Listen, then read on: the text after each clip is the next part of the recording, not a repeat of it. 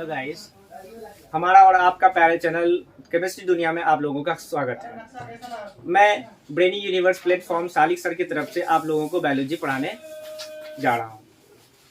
अभी तक मैंने 2 लेक्चर लिया है ह्यूमन फिजियोलॉजी का फर्स्ट चैप्टर का, डाइजेशन और एब्जॉर्प्शन, जिसमें दोनों लेक्चर में मैंने डाइजेशन को काफी अच्छे से बताया हुआ है।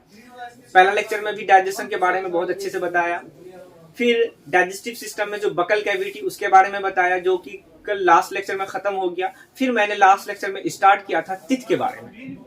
तो तित के बारे में काफी अच्छे से मैंने बताया कि पूरे तित को कितने पार्ट में, 3 पार्ट में बांटते हैं, क्राउन, नेक और फिर रूट। ठीक है, तित किस तरह का सेल से बना होता है, उसका हार्डेस्ट सब्सटेंस क्या होता है, सब कुछ मैंने डिटेल से बनाया, वो भी डायग्राम के साथ। हमने ये बताया था कि तित जो होते हैं वो कई तरह के होते हैं, कई तरह के तित। तो इसी वजह से तित को इस तरह के आधार पर 4 तरह में बांटा गया है। सबसे पहला तित है जो मैंने अभी बोर्ड में लिखा हुआ है, तित है थिकोडोंट, दूसरा है ब्यूनोडोंट और तीसरा है डायफायोडोंट। ठीक है, वह तित जो सॉकेट में धंसा हुआ रहता है वैसे तित को हम थिकोडोंट बोलते हैं। और आपका भी तित, हमारा तित, यानी किसी भी ह्यूमन बॉडी का तित जो होता है वो सॉकेट में धंसा हुआ है, बिल्कुल ऐसे ही जैसे ये तित हमने बनाया हुआ है। और ये तित देखिए, ये सॉकेट में धंसा हुआ है, इसका रूट धंसा हुआ है। क्योंकि सॉकेट में धंसा हुआ है तो वो हर वो तित जो सॉकेट में धंसा हुआ रहता है वो सारे तित को हम थिकोडोंट बोलते हैं। इसी वजह से हम ह्यूमन बॉडी का भी तित कैसा तित होता है, थिकोडोंट तित होता है, क्योंकि वो सॉकेट में धंसा हुआ प्रेजेंट होता है। ठीक है, तित का जो ऊपर वाला पार्ट होता है उसको हम बोलते हैं कस्प। ठीक है, ऊपर वाला पार्ट ये जो दिखता है जिसके चारों तरफ से एनामेल घेरा होता है उसको हम कस्प बोलते हैं। ठीक है, और हर वो तित जिस पे कस्प प्रेजेंट होगा वैसे तित को हम ब्यूनोडोंट बोलते हैं। और हमारा भी तित में, यानी किसी भी ह्यूमन का तित में कस्प प्रेजेंट है, कस्प होता है, इसी वजह से हम किस तरह के तित में आते हैं, ब्यूनोडोंट में भी आते हैं। ठीक है, और हमारा तित पूरे जीवन काल में, पूरे लाइफ में 2 बार आता है, 2 बार आता है। एक जो बचपन में मिल्क टीथ आता है जिसको हम प्राइमरी डेंटिशन बोलते हैं, जो कि कुछ समय के बाद, कुछ उम्र के बाद वो टीथ टूट जाता है, और टूटने के बाद फिर एक टीथ आता है जो परमानेंटली रहता है जिसको हम सेकेंडरी डेंटिशन बोलते हैं, या उसी को एडल्ट टीथ भी बोलते हैं। तो ये 2 तरह, क्योंकि आपका टीथ पूरे जीवन काल में 2 सेट में आता है, इसी वजह से हमारा टीथ डायफायोडोंट होता है। मतलब ह्यूमन बॉडी का टीथ कैसा होता है, डायफायोड। तो वो हर वो टीथ जो 2 बार आएगा, 2 सेट में प्रेजेंट होगा, वो टीथ को हम डायफायोडोंट के टर्म से जानते हैं।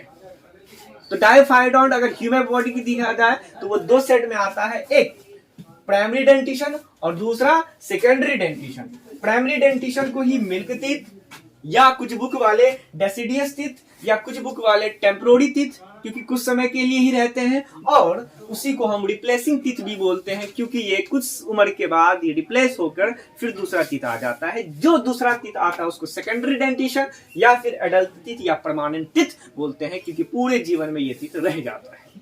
ठीक है, ये अगर टूट गया तो फिर दोबारा टीथ नहीं आएगा। ठीक है बच्चों, अब देखिए बच्चों, अगर आपके बकल कैविटी के अंदर हम जाएं तो आपका टीथ अपर जाओ में भी प्रेजेंट है, लोअर जाओ में भी प्रेजेंट है।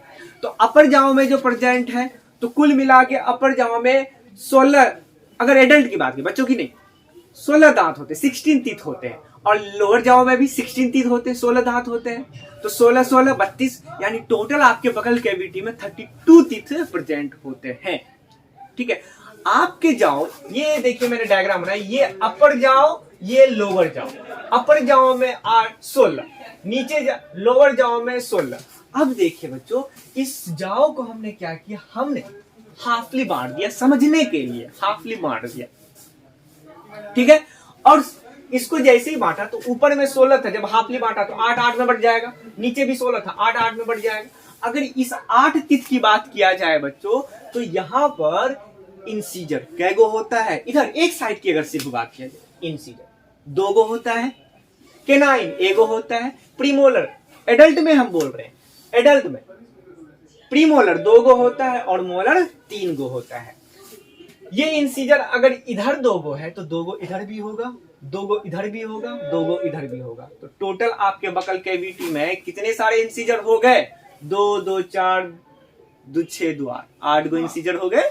ठीक है, उसी तरह अगर केनाइन की बात किया जाए तो इधर एक है तो इधर भी एक, इधर भी एक, इधर भी एक होगा, तो एक एक एक एक लगभग 4, लगभग मतलब कुल मिला के 4। प्रीमोलर, प्रीमोलर कितना है? एक साइड में 2 है, तो इधर भी 2, इधर भी 2, इधर भी 2, तो कुल मिला के 4 हो गया।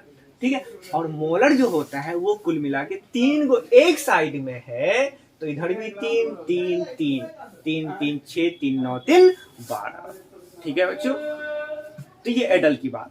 मोलर को 3 तरह के दांत में टीथ में बांटा गया है, फर्स्ट मोलर, सेकेंड मोलर और थर्ड मोलर। ये एडल्ट की अगर बात किया जाए। अब आते हैं बच्चों प्राइमरी डेंटिशन में, यानी मिल्क टीथ में। तो मिल्क टीथ में क्या ऐसे ही सारा का सारा टीथ इतने ही नंबर में होता है क्या? नहीं बच्चों, इसमें इंसीजर तो होता है, जितना एडल्ट में होता है एक साइड में उतना ही इसमें भी होता है। तो एक साइड में 2 गो यहाँ है, यहाँ है, यहाँ भी होगा, यहाँ भी होगा। उसी तरह यहाँ पर भी 2 गो एक साइड में होता है। तो इंसीजर यहाँ पे 2 गो एक साइड में, यहाँ पे जो हमने 2 2 1 2 ये जो नंबर लिखा हुआ है ये एक साइड का, ये इस साइड का लिखा हुआ है, हमने पूरे का नहीं लिखा है। ऐसा नहीं समझ जाइएगा कि मिल्क टीथ 2 ही गो होता है इंसीजर पूरे बकल के, नहीं, एक साइड का मैंने लिखा है। तो एक साइड में 2 गो होता है, तो 4 साइड है ना बच्चों, तो 4 साइड में कितना होगा? 8 गो होगा। ठीक है, उसी तरह केनाइन, जिस तरह यहाँ एक साइड में एगो होता है एडल्ट में, तो मिल्क टीथ में बच्चों में भी एगो होता है। तो एक साइड में एगो है तो 4 साइड में 4 गो हो जाएगा। प्रीमोलर नहीं होता है बच्चों, इसमें होता ही नहीं है। लेकिन मोलर जो होता है वो 2 गो ही होता है, फर्स्ट मोलर और थर्ड मोलर। लेकिन एडल्ट में तो 3 मोलर होता है, फर्स्ट, सेकेंड और थर्ड मोलर होता है। यहाँ पर फर्स्ट और सेकेंड मोलर ही प्रेजेंट होता है, थर्ड मोलर नहीं होता है। तो एक साइड में 2 गो होता है बच्चों में, तो बताइए 4 साइड में क्या होगा? 4 दूना 8। क्लियर? तो कुल मिला के कितना हो गया? 2, तो 4 दूना 8, यहाँ एगो केनाइन, एक साइड में एगो तो 4 साइड में 4, 8 4 12। प्रीमोलर नहीं होता है। एक साइड में 2 गो तो 4 साइड में कितना हो जाएगा बच्चों? 4 दूना 8, तो 8 8 16, 16 4 20। यानी कि कुल मिलाकर मिल्क टीथ या प्राइमरी डेंटिशन बच्चों में जो टीथ होता है वो कुल मिलाकर 20 ही टीथ होता है। तो एक एक करके अगर जोड़े तो भी 20 निकलेगा। अगर आपको शॉर्टकट करना है तो क्या करना है बच्चों? एक साइड को हमने लिखा है, तो एक साइड में कुल मिला के 2 2 4 1 5, तो कुल मिला के 5 है, तो एक साइड में 5 गो है, तो 4 साइड में कितना होगा? 5 के 20, यानी 5 into 4 कर दी, 20 निकल गई। तो बिल्कुल, तो कौन नहीं होता है? तो प्रीमोलर नहीं होता है, और तीसरा वाला मोलर यानी थर्ड मोलर नहीं होता है। एक साइड में थर्ड मोलर एगो है, तो 4 साइड में कितना होगा? 4 है, यानी 4 गो टीथ आपके प्राइमरी डेंटिशन में, यानी बच्चों में बच्चों के दांत में ये थर्ड मोलर वाला टीथ नहीं होता है, यानी 4 गो टीथ की कमी होती है। और प्रीमोलर एक साइड में 2 गो है, तो 4 साइड में कितना होगा? 8, यानी 8 गो दांत की कमी होती है। तो कुल मिलाकर कितनी टीथ की कमी होती है प्राइमरी डेंटिशन में? 12 टीथ। ठीक है, ये 12 टीथ नहीं आता है, सिर्फ 20 वाला ही टीथ आता है। ठीक है, दूसरा है सेकेंडरी डेंटिशन, या उसी को प्राइमरी डेंटिशन या उसी को एडल्ट टीथ बोलते हैं, जो कुल मिलाकर एडल्ट में कितने टीथ होते हैं? टोटल 32। ठीक है, तो 32 में जो 20 वाला टीथ था जो पहले से था, अब वो रिप्लेस हो गया, टूट के झड़ गया। अब उसके बदले में आया फिर 20 टीथ आएगा ना, जो 20 वाला पहले था। तो 32 में जो 20 वाला टीथ है इसको हम रिप्लेसिंग टीथ वाला बोलेंगे, यानी ये उसके बदले में रिप्लेस होकर ही आया है।